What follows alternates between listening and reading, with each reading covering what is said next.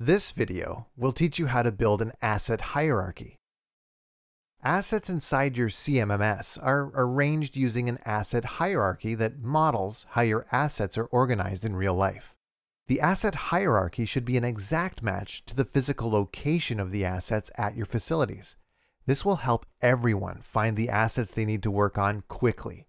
A common mistake is to create a location to place similar types of items. To differentiate between different types of assets, you should instead use asset categories. The asset hierarchy should only be an indication of where the asset is located and the system-to-subsystem relationships between assets. An asset hierarchy begins with the top-level asset. The top-level asset is broken down into its smaller subcomponents. This process is repeated until all of the subcomponents are exhausted. In your CMMS, you can start at the top, beginning with your parent facility. Refine down to the departments and rooms, right down to the systems, equipment, and subcomponents. You can make the hierarchy as detailed or as simple as you want. To demonstrate how the asset hierarchy works, I click the Asset menu on the left and create the first asset, which will be my parent facility. There are two options how I want my asset to be located in my asset hierarchy.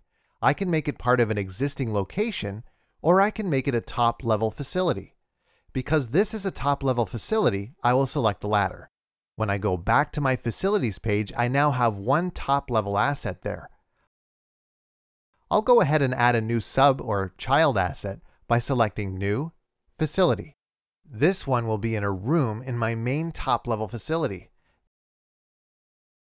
This time under Location, I will select This facility is part of and select the parent facility I just created.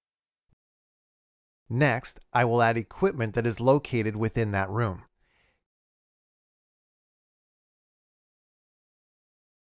Here, I select This equipment is located at and assign it to the room I just created. My last asset will be a subcomponent of the equipment asset just created. To indicate this relationship in the CMMS, I will select This equipment is part of, which allows me to select the piece of equipment as the parent. In this case, I'll choose the CNC machine.